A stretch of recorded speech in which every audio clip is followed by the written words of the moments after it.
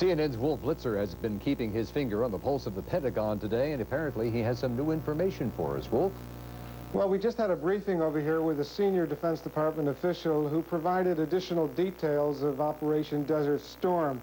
First of all, there is now confirmation that U.S. fighter aircraft and bombers are going to revisit some of the targets that were bombed on day one of this war.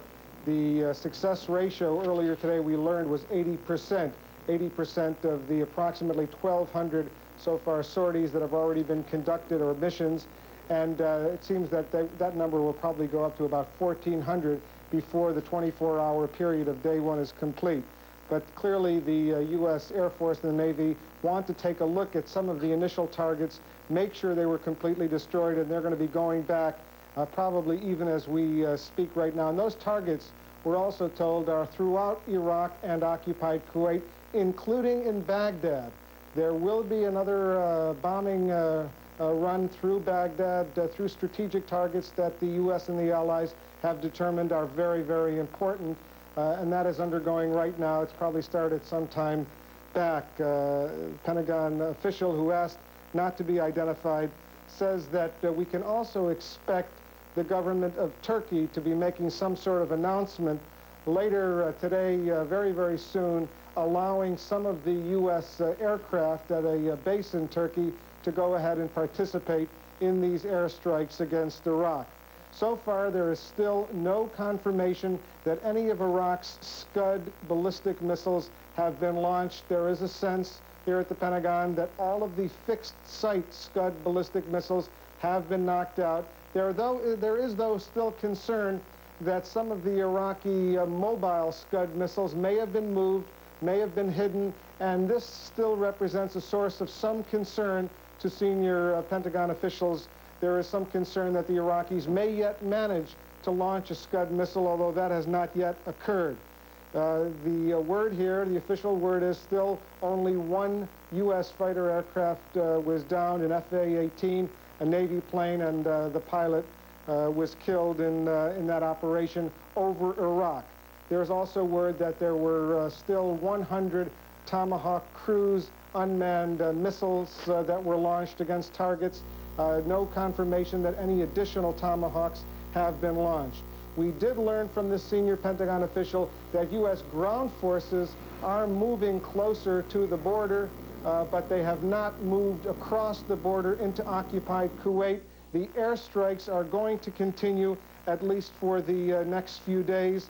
There is also this sense from the official that there does not yet appear to be any greater resistance, anti-aircraft resistance from Iraqi forces as the hours of this war continue. And indeed, the general sense as a matter of policy or just as a matter of tactics is that the most ferocious anti-aircraft resistance probably occurs at the start of an air campaign rather than as it continues. We did get confirmation also from this senior Pentagon official that the U.S. B-52 long-range strategic bombers are involved very, very significantly in this campaign. Earlier, CNN reported that the B-52s were using some of their very, very heavy bombs to go after the elite Republican Guard forces in northwestern Kuwait and southern Iraq.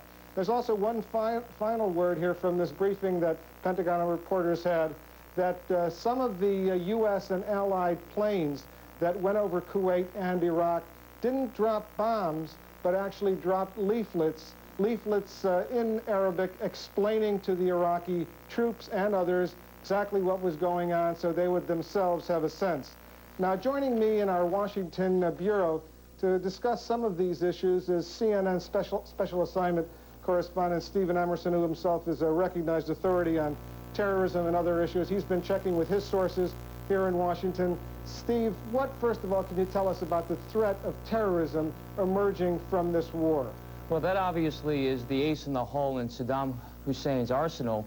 At this point in the United States, the FBI has basically been working together with parts of the military, and they don't really believe that there's really any hardcore threat to American installations, bases, or centers in Washington or any other metropolitan area. That's different, however, for Europe. And I think in the next 3 or 4 days, we'll probably see some outbreak of freelance terrorist groups striking on behalf of Saddam Hussein, if not directly controlled by him, certainly done in the spirit of sort of punishing the American infidels who have attacked the Arab land.